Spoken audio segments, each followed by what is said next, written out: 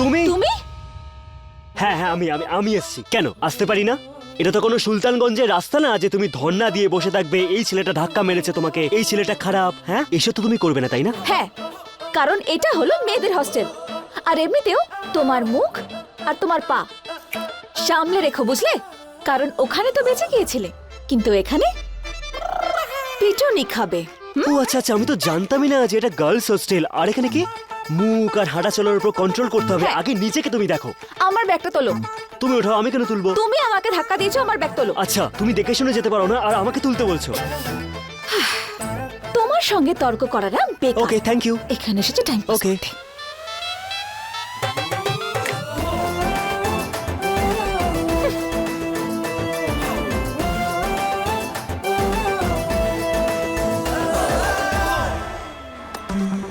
কি হলো? কি দেখছিস? আরে ইয়ার, ওই মেয়েটা এখানেও আছে। কি বলছিস? কার কথা আরে বলছিস? ওই যে সেদিন জাম লাগিয়েছিল ট্রাফিকে। যাবি? চল। ছেলেটা নিজেকে কি মনে করে কে জানে।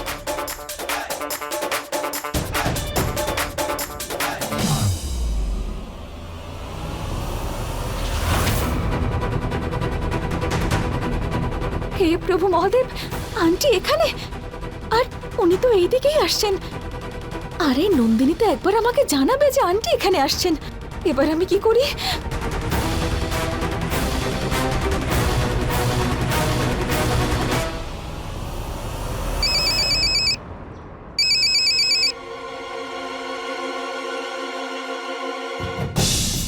এটা কার ব্যাগ পড়ে আছে? আমার তো না। সুমনা উপাধ্যায়। जय हनुमान ज्ञान गुण सागर जय कपीसति हो लोक उजागर रामदूत अतुलित बलधाम अंजनी पुत्र पवन सुत नाम।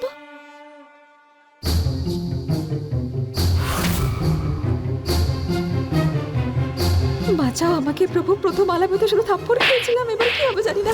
যদি আমাকে দেখে উনি আরো রেগে যান তাহলে। আমি জানি তুমি ঘরে আছো, বাইরে বেরো, না হলে শাস্তি দ্বিগুণ হবে।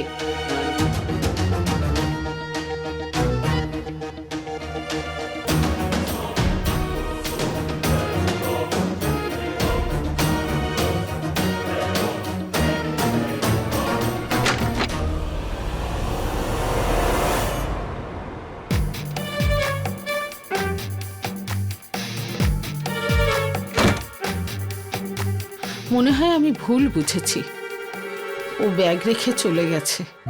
একবার উনি রুম থেকে বাইরে বেরোন, আমি আমি তো এই হস্টেল ছেড়ে পালিয়ে যাব।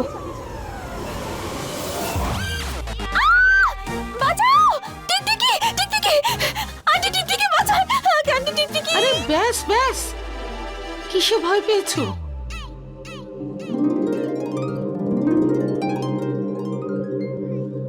আমাকে দেখে? ওই ওই ওখানে ওখানে টিকটিকি ছিল। আপনাকে জড়িয়ে ধরার পরে তো সব ভয় পালিয়েই গেল।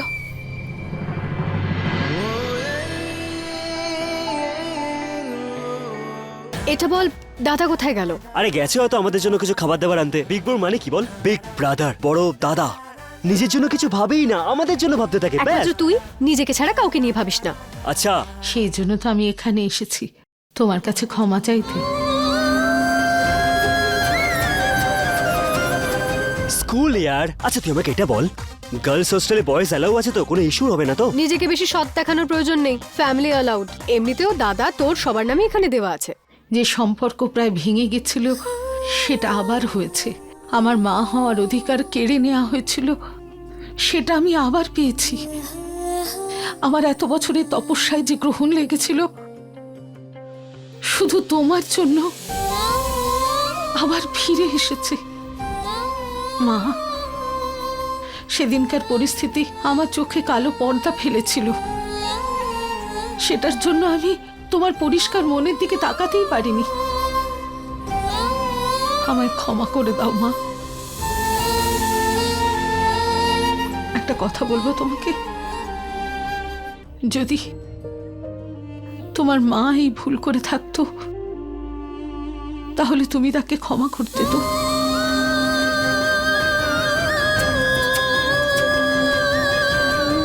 মা, আমি তো এটাও জানি না যে মা হয় কেমন।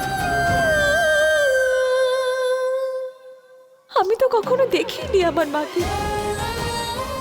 শুধু এটুকু জানি যে মা যেমনই হোক না কেন কখনো ভুল করতে পারে না। হ্যাঁ, সন্তান যখন ভুল করে তখন মায়ের আঁচলেই তার আশ্রয় খোঁজে, আর তখন সেই মা তাকে সেই আঁচলের মধ্যে জড়িয়ে নিজের কোলের মধ্যে লুকিয়ে রাখে।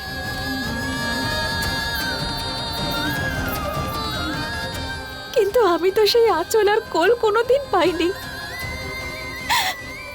আমি তো এটাও জানি না যে মায়ের ভালোবাসা কি হয়, মায়ের রাগ কেমন হয়, মাকে হাসলে কেমন দেখতে লাগে। আমি তো এটাও জানতাম না যে মায়ের থাপ্পড় কেমন হয়। আমি তো সেটা সেদিন জানতে পারলাম যখন আপনি আমাকে থাপ্পড় মেরেছিলেন।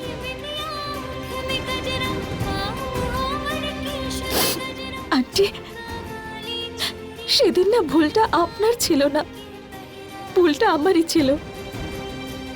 আমি তো আপনার কথা শুনিনি, না থেমে যা মনে হয় আমি করে গেছি। কিন্তু কি করব আমি আন্টি? আমাকে শেখাবে, আমাকে বোঝাবে সেই মাই তো নেই আমার কাছে। কি করব আমি? আমায় ক্ষমা করে দিন। I am sorry aunty.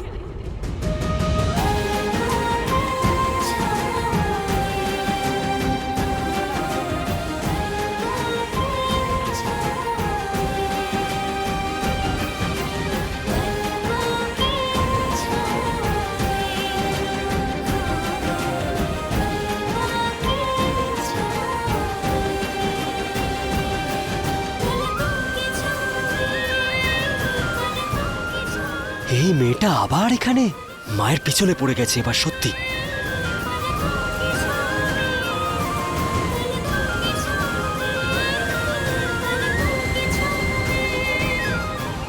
মা, তোমাদের যদি সাক্ষাৎ হয়ে গিয়ে থাকে তাহলে বাকি সাক্ষাৎকারীরাও ভেতরে আসতে চাইছে। হ্যাঁ, তার মানে ব্যাপারটা হলো সুমনার তো আর ইন্ট্রোডাকশনের প্রয়োজন নেই। ও হলো শেখর, সুমনের বর্দা। আর ওনার ইন্ট্রোডাকশন এটুকুই যে উনি না জিনিয়াস। আর শেখর, উনি আমার মা। নমস্কার। বেঁচে থাকো। আর এটা আমার অংশুমান দাদা। আর ও তো হাই, নন্দন, নন্দন ঝা। সব লোকেরা আমাকে স্পেশালি সাহেব বাবু বলে ডাকে। আর এই দুনিয়ায় না আমি এই পাগলির সাথে থাকি। ওই বলে না যে মায়ের কাছে স্পেশাল প্ল্যানিং ছিল না, তাই জন্য জাস্ট হয়ে গেছে, দ্যাটস ইট। ব্যাস ব্যাস, তুই আমার সাথে এসেছিলি, তোর জন্য কোনো প্ল্যান ছিল না। জিজ্ঞেস কর না মাকে। সব সময় হিরোগিরি হয়েছে, অনেক অনেক ইন্ট্রোডাকশন হয়েছে। স্যার, নন্দন স্যার। ওই আমি সুমনাকে এখানে ছেড়ে দিয়ে ব্যাঙ্গালোরের উদ্দেশ্যে বেরিয়ে পড়ছিলাম। একটু পরেই আমার ফ্লাইট আছে। ও জিনিয়াস। কালকে তো এক্সামের পর হস্টেল বন্ধ আর মেসের লোকেদেরও ছুটি, তাহলে ও এখানে একা কি করবে? হোয়াট?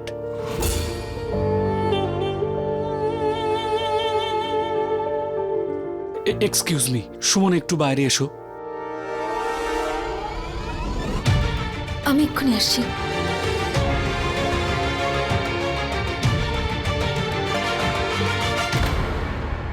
দাদা, তোর এত চিন্তা করার কোনো প্রয়োজন নেই। আমরা আবার সুলতানগঞ্জে ফিরে যাব।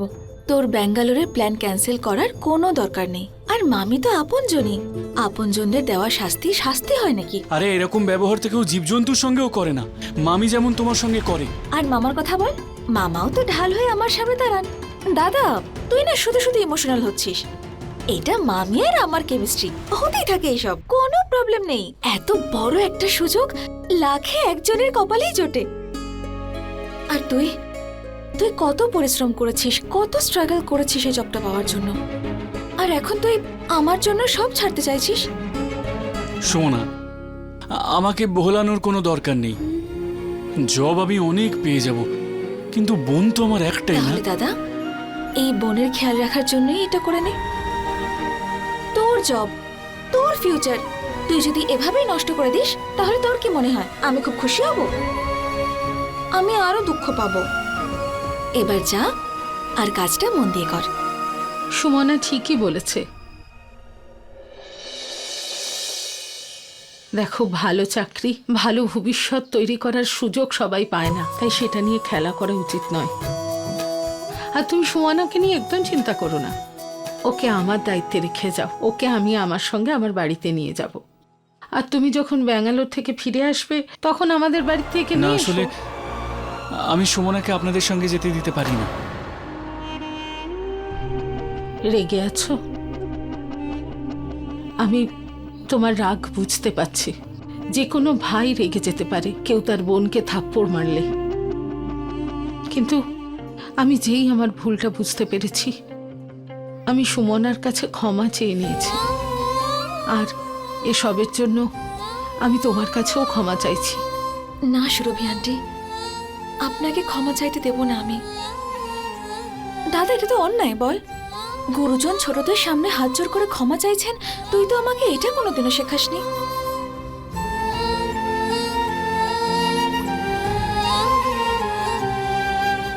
ভুলটা একদমই ওর নয়, ওর রাগ করাটা জাস্টিফাইড। মা গুরুজন নয় বলে উনি ক্ষমা চাইতে পারবেন না, কিন্তু আমি তো চাইতেই পারি। আর সেই দিন তো আমি তোমাকে সরি।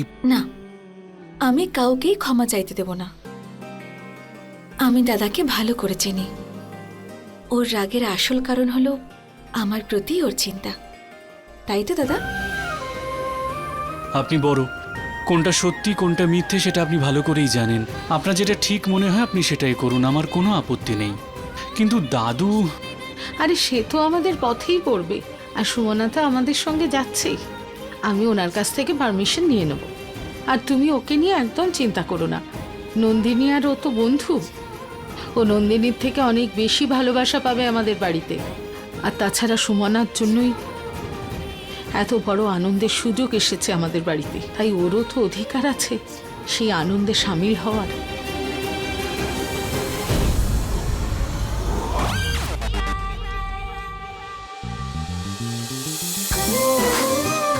বাহ, এটা কিন্তু দারুণ ব্যাপার। বিয়েতে আমরা একসাথে থাকবো, খুব আনন্দ হবে। মা, আই লাভ ইউ। ওই লাভ ইউ বাচ্চা, আজ এক্সাম আছে, ভুলে যাস না। চল যা।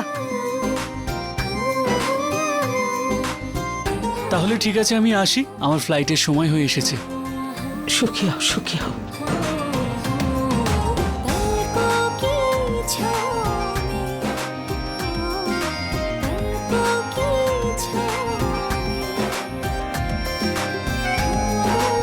এবার যে কাজের জন্য এসেছি সেটা করা যাক। ইয়ো বিগ ব্রো। তুই নন্দিনীকে এক্সাম সেন্টারে ড্রপ করে দিস, আর আমি আরতির জন্য লেহেঙ্গা অর্ডার দিয়েছি, সেটাও নিয়ে নিস, ভুলে যাস না। মা, ভাগলপুরে আমার একটা কাজ আছে, আমাকে বেরোতে হবে। হ্যাঁ বাবা, তুই যা, তোর ওখানে থাকা বেশি দরকার। আর আমার যেটুকু কেনাকাটা করার আছে সেটা আমি সুমনার সাথে সেরে নেব। কি সুমনা? হ্যাঁ একদম, আমি ঝটপট আপনাকে এলাকার পুরো অংশটা ঘুরিয়ে আনবো। একদম ফাস্ট এন্ড ফ্যাবুলাস শপিং করবো আমরা। আমি আসছি মা। সাবধানে যাস বাবা।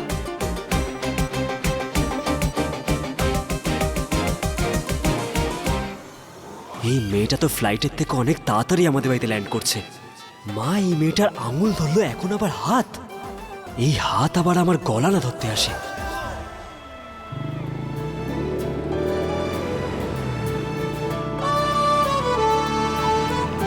সুমনা, একটু আস্তে চালাও না মা। দেখো লোক কিভাবে যাতায়াত করছে। আরে আন্টি, আপনি কলেজ লাইফে আপনার বন্ধুদের সঙ্গে এরকম মজা করেননি কখনো? আমার কোনো বন্ধু ছিলই না। কি? আপনার কোনো বন্ধু ছিল না? না, বন্ধুত্বের চেয়ে গভীর আর মজাদার কোনো সম্পর্ক তো হয় না। এটাই একমাত্র সম্পর্ক যেটা আমরা নিজেরা বানাই। বাকি সম্পর্কগুলো তো সমাজ ঠিক করে দেয়। একমাত্র বন্ধুই হলো সেই যে আমাদের সুখ দুঃখ আর নিজের সবকিছু শেয়ার করে। না কোনো ভেদাভেদ, না কোনো বন্ধন, ব্যাস একদম ক্রিস্টাল ক্লিয়ার। কিন্তু আপনার ক্ষেত্রে এরকমটা হয়নি কেন? ভুল তো হয়ে গেছে, কিন্তু কথা বলে না, বন্ধুত্ব যখন তখন হতে পারে। হ্যাঁ একদম ঠিক আছে, আজ থেকে আমি আপনার বন্ধু। বলুন, আপনি রাজি আছেন? রাজি।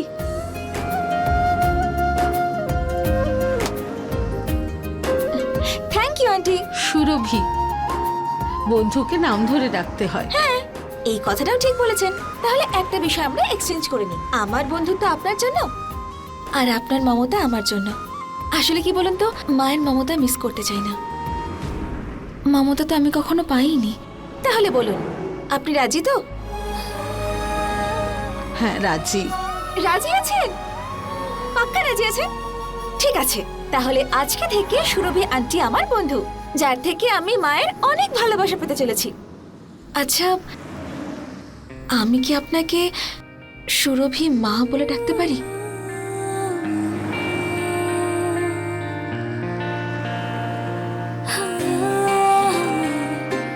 আপনার হাসিতে তো সম্মতি আছে, তাহলে আর দেরি কিসের? চলুন আমরা উড়ে যাই। আরে আরে আরে সুমনা সুমনা,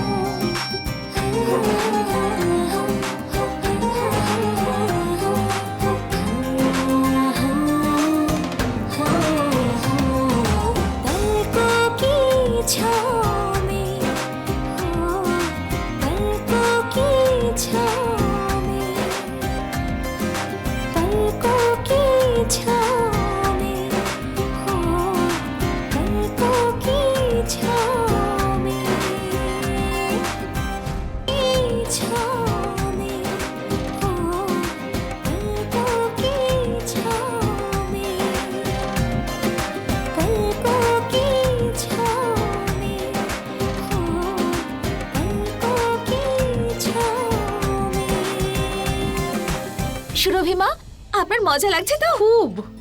আর এখন যখন বন্ধুত্ব আর মজা দুটোই চলছে, তখন সবাইকে জানানোরও তো সময় হয়েছে যে আমাদের বন্ধুত্ব কেমন।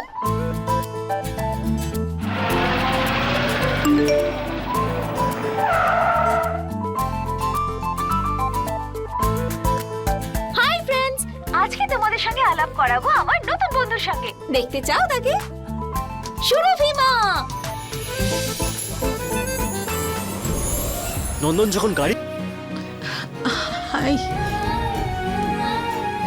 আর এবার সুরভি মা সোশ্যাল মিডিয়াতেও আমার বন্ধু। আর আমরা এখন আছি লাইভে। দেখো আমরা আরতি দিদির বিয়ের জন্য কত শপিং করেছি। সুরভি মা, ভালো লাগছে তো আপনার? হ্যাঁ খুব ভালো লাগছে। বন্ধুত্ব যত বেশি প্রাণ খুলে এনজয় করা যায়, তত বেশি গভীর হয়ে যায়। আর আমি সুমনা উপাধ্যায় আজ বেরিয়েছি সুরভি মায়ের সাথে সমস্ত জায়গা ঘুরে দেখার জন্য। আর আমরা তোমাদের সামনে আছি লাইভ। সুরভি মা, এবার আপনি সবাইকে হাই বলতে পারেন। আমার জন্য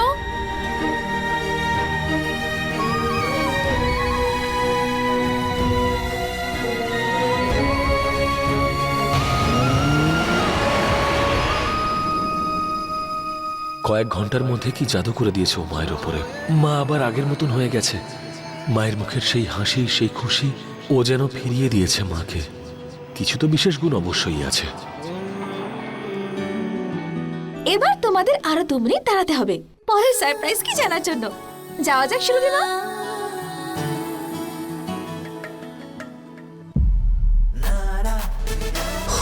এই মেয়েটাও না পুরো দমের মায়ের সাথে আটকে আছে।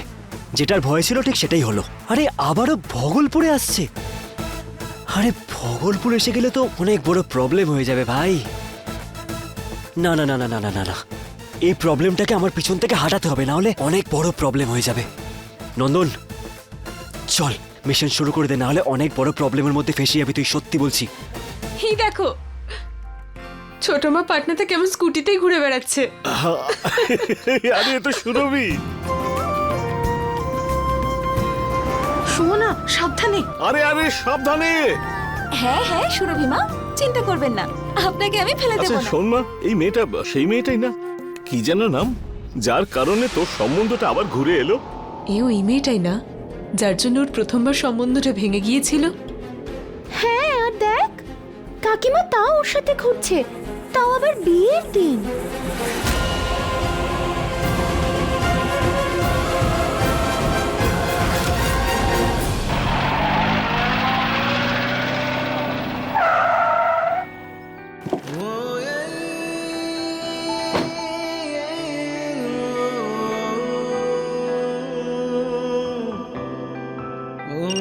ভালো করে দেখে নিও জায়গাটা।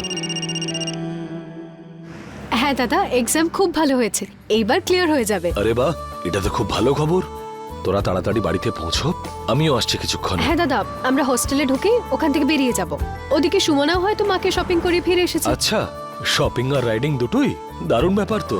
তোরা তাড়াতাড়ি ওখান থেকে বেরো। আর হ্যাঁ, তোদের সুলতানগঞ্জে একবার থামতে হবে। মা মহান্ত বাবুর কাছে যাবেন, তাই বেশি সময় নষ্ট করিস না, ঠিক আছে? ঠিক আছে দাদা, হ্যাঁ দাদা। Bye. Okay, bye. So friends, তোমরা একটা কথা জেনে কিন্তু অবাক হয়ে যাবে যে ভাগলপুরের রায় বাহাদুর পরিবারের ছোট বউ আজ পর্যন্ত কোনোদিন স্কুটি চড়েননি। আর এটা তো আমার সৌভাগ্য যে আমি সুরভি মাকে আমার স্কুটিতে করে এই গোটা শহর ঘোরাচ্ছি। আর এই সুন্দর সফরের সঙ্গে আমাদের বন্ধুত্ব শুরু হয়ে গেছে। এই মেয়েটা আমাদের পরিবারের নাকটা কাটাবেই, আর তার উপর ছুটকে চোখে কাপড় বেঁধে ঘুরছে, লজ্জা শরম ভুলে গেছে একেবারে।